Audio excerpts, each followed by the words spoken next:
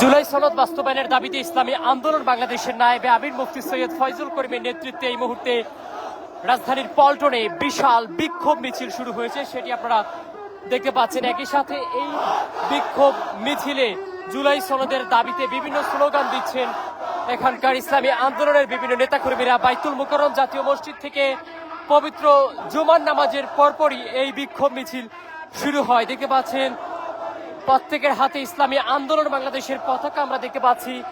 তারা স্লোগান দিচ্ছেন জুলাই সনদের দাবিতে, একই সাথে ভারতীয় আগ্রাসন বিরোধী বিভিন্ন স্লোগান দিচ্ছেন।